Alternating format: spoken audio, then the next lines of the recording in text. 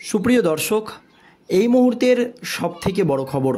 দর্শক, আরজিকর কাণ্ডে মহিলা চিকিৎসকের মৃত্যুর ঘটনায় রাজ্য পুলিশের হাত থেকে তদন্তভার গিয়েছিল কেন্দ্রীয় তদন্তকারী সংস্থা সিবিআইয়ের হাতে। নির্দেশ দিয়েছিলেন কলকাতা হাইকোর্টের প্রধান বিচারপতি টি.এস. শিবাজ্ঞানাম। রাজ্য সরকারকে একেবারে তুলোধনা করেছিলেন কলকাতা হাইকোর্টের প্রধান বিচারপতি টি.এস. শিবাজ্ঞানাম। এর পরপরই কলকাতা পুলিশের হাত থেকে তদন্তভার গিয়েছে কেন্দ্রীয় তদন্তকারী সংস্থার সিবিআই আধিকারিকদের হাতে। আর প্রথম দিনের শুনানিতেই সুপ্রিম কোর্টের প্রধান বিচারপতি সহ আর 3 বিচারপতির ছিল একেবারে কঠোর পর্যবেক্ষণ। রাজ্য সরকারকে তুলোধনা করার পাশাপাশি সিবিআইকেও কঠোর নির্দেশ দিয়েছিলেন সুপ্রিম কোর্টের বিচারপতিরা। জানিয়েছিলেন যে 3 দিনের মধ্যে স্ট্যাটাস রিপোর্ট জমা দিতে হবে সুপ্রিম কোর্টে। তদন্ত কতদূর এগিয়েছে, এই আরজিকর কাণ্ডে আর কার কার নাম উঠে এসেছে, সেই সমস্ত রিপোর্ট জমা দিতে হবে সুপ্রিম কোর্টে। আর সেই মামলার শুনানি ছিল আজ। আর সেই রিপোর্টই জমা দিয়েছেন কেন্দ্রীয় তদন্তকারী সংস্থার সিবিআই আধিকারিকরা। সেই রিপোর্টে কি কি উঠে এসেছে, কার কার নাম উঠে এসেছে জানিয়ে গোটা রাজ্য রাজনীতি এখন একেবারে তোলপাড়। তো চলুন দর্শক, আজকের এই প্রতিবেদনে আমরা জানব যে কেন্দ্রীয় তদন্তকারী সংস্থার সিবিআই আধিকারিকরা সেই রিপোর্টে কি কি দাবি করেছেন এবং কার কার নাম উঠে এসেছেন, যা একেবারে চাঞ্চল্য ছড়িয়ে গিয়েছে গোটা রাজ্য রাজনীতিতে। দেখুন দর্শক, আরজিকর মামলায় সুপ্রিম কোর্টে স্ট্যাটাস রিপোর্ট অবশেষে জমা দিল কেন্দ্রীয় তদন্তকারী সংস্থার সিবিআই আধিকারিকরা। কলকাতা হাইকোর্টের নির্দেশে আরজিকর মেডিকেল কলেজ ও হাসপাতালের ট্রেনি ডাক্তারের ধর্ষণ ও মৃত্যুর তদন্ত করছে সিবিআই।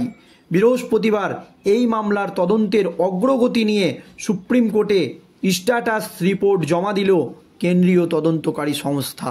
আর তারপরেই রাজ্য রাজনীতিতে শুরু হয়ে গিয়েছে একেবারে জোর চাপান্তর। সুপ্রিম কোর্টের প্রধান বিচারপতি ডি.ওয়াই চন্দ্রচূড়ের নেতৃত্বাধীন ডিভিশন বেঞ্চে এই মামলার শুনানি চলছে। প্রধান বিচারপতি ছাড়াও এই বেঞ্চের বাকি 2 সদস্য হলেন বিচারপতি জে.পি. পাদ্রিওয়ালা ও বিচারপতি মনোজ মিশ্র। প্রধান বিচারপতির ডিভিশন বেঞ্চে এই মামলার দ্বিতীয় শুনানি ছিল আজ, অর্থাৎ বৃহস্পতিবার। 9 আগস্ট সকালে হাসপাতাল ভবনের সেমিনার হলে মৃতদেহ উদ্ধারের সময় স্থানীয় থানাকে এই মর্মান্তিক ঘটনা সম্পর্কে জানানোর যথেষ্ট ব্যবধান নিয়ে প্রথম শুনানিতেই প্রশ্ন তুলেছিলেন সুপ্রিম কোর্টের প্রধান বিচারপতি ডি.ওয়াই চন্দ্রচূড়। প্রধান বিচারপতি বলেন, প্রথমে আমরা সিবিআইয়ের তদন্তের রিপোর্ট দেখব, মানে সিবিআই যে স্ট্যাটাস রিপোর্ট জমা দিয়েছে, তারপরে রাজ্যের গঠিত সিট নিয়ে আদালতে বিবেচনা করব। গত সোমবার প্রথম শুনানিতে আরজিকর হাসপাতালে ট্রেনি ডাক্তারকে খুন ও ধর্ষণের ঘটনায় সিবিআইয়ের কাছে তদন্তের অগ্রগতি সংক্রান্ত স্ট্যাটাস রিপোর্ট চেয়েছিল শীর্ষ আদালত এবং সুপ্রিম কোর্টের প্রধান বিচারপতি ডি.ওয়াই চন্দ্রচূড়ের নেতৃত্বাধীন ডিভিশন বেঞ্চ। রাজ্যের কাছেও রিপোর্ট তলব করেছিল কোর্ট। সেই মতো বৃহস্পতিবার আদালতে রিপোর্ট দেয় রাজ্য। সূত্রের খবর, সিবিআইয়ের তদন্তকারী আধিকারিকরা জানার চেষ্টা করেছেন হাসপাতাল কর্তৃপক্ষ, বিশেষ করে আরজিকরের প্রাক্তন প্রিন্সিপাল সন্দীপ ঘোষ দেহ উদ্ধারের পর পুলিশকে জানাতে কেন এত সময় নিলেন। যাকে নিয়ে এত অভিযোগ, আরজিকর কাণ্ডে যে সন্দীপ ঘোষকে নিয়ে রাজ্য রাজনীতি তোলপাড়, তাকে নিয়েই প্রথম প্রশ্ন তুলেছিলেন সুপ্রিম কোর্টের প্রধান বিচারপতি ডি.ওয়াই চন্দ্রচূড়। তিনি পরিষ্কার জানিয়ে দিয়েছেন যে সন্দীপ ঘোষ দেহ উদ্ধারের পর পুলিশকে জানাতে কেন এত সময় নিলেন। সিবিআই গত শুক্রবার থেকে ডক্টর সন্দীপ ঘোষকে টানা জিজ্ঞাসাবাদ করছে। প্রতিদিনই প্রায় 12 থেকে 14 ঘন্টা ধরে চলছে জিজ্ঞাসাবাদ। বৃহস্পতিবার কলকাতার সিবিআইয়ের সল্টলেকের দপ্তরে জিজ্ঞাসাবাদের জন্য হাজির হন ডক্টর ঘোষ। এই নিয়ে টানা 7ম দিন সিবিআইয়ের জিজ্ঞাসাবাদের মুখোমুখি হচ্ছেন তিনি। বৃহস্পতিবার সন্দীপ ঘোষের গাড়ির চালককেও জিজ্ঞাসাবাদের জন্য তলব করেছিল কেন্দ্রীয় তদন্তকারী সংস্থার সিবিআই আধিকারিকরা। তদন্তের দ্বিতীয় মিসিং লিঙ্কটি হলো সেই ব্যক্তি যিনি 9ই আগস্ট সকালে সেমিনার হলে নিহতর দেহটি প্রথম দেখেছিলেন।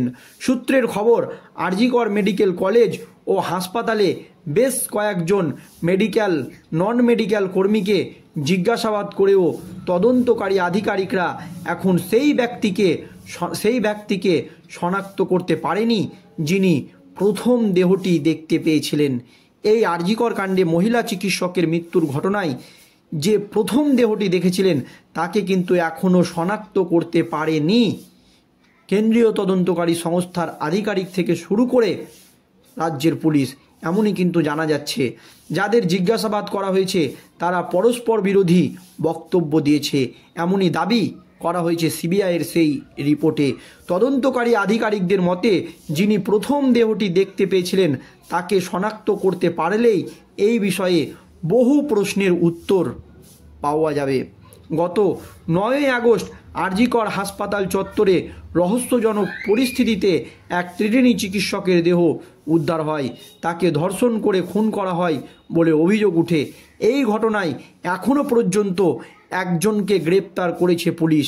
তবে গোটা দেশ জুড়ে উঠেছে নিন্দার ঝড়। আর এই আবহে মুখ্যমন্ত্রী মমতা বন্দ্যোপাধ্যায়ের পদত্যাগের দাবি কিন্তু উঠে গিয়েছে। তবে সুপ্রিম কোর্টের প্রধান বিচারপতি DY চন্দ্রচূড় মুখ্যমন্ত্রী মমতা ব্যানার্জির একটি দাবিকে মান্যতা দিয়েছেন। কারণ মুখ্যমন্ত্রী মমতা ব্যানার্জির যে দাবি সেই দাবিকে কিন্তু গুরুত্ব দিয়েছেন সুপ্রিম কোর্টের প্রধান বিচারপতি DY চন্দ্রচূড়।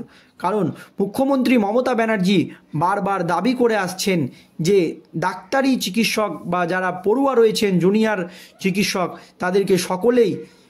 তাদের সকলকে কাজে যোগ দেওয়ার জন্য আর্জি করেছিলেন মুখ্যমন্ত্রী মমতা ব্যানার্জি।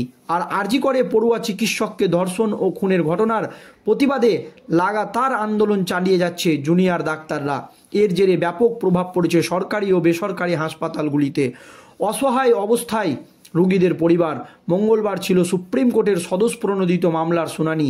কর্মবিরতি প্রত্যাহার করে চিকিৎসকদের কাজে ফেরার অনুরোধ জানিয়েছেন সুপ্রিম কোর্টের প্রধান বিচারপতি DY চন্দ্রচূড়। মানে মমতা ব্যানার্জি যে দাবিটি করেছিলেন তারা যাতে কাজে যোগ দেয় সেই দাবিকে মান্যতা দিয়েই হয়তো সুপ্রিম কোর্টের প্রধান বিচারপতি এই জুনিয়র ডাক্তারদেরকে কাজে যোগ দেওয়ার জন্য আর্জি জানিয়েছেন।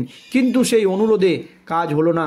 সুবিচার না মেলা পর্যন্ত তারা কর্মবিরতির সিদ্ধান্ত থেকে সরছেন না বলে জানিয়ে দিলেন চিকিৎসকরা। Federation of all India medical association এর তরফে সাফ জানানো হয়েছে, ইটস নাও অর নেভার। অর্থাৎ স্বাস্থ্যমন্ত্রক যতক্ষণ না চিকিৎসকদের নিরাপত্তা নিশ্চিত করছে ততক্ষণ না কর্মবিরতি উঠবে না। আরজিকর কাণ্ডে সব দোষী কঠোর শাস্তির না হওয়া পর্যন্ত আন্দোলন চলবে বলে হুঁশিয়ারি দিয়েছেন চিকিৎসকরা। ধন্যবাদ।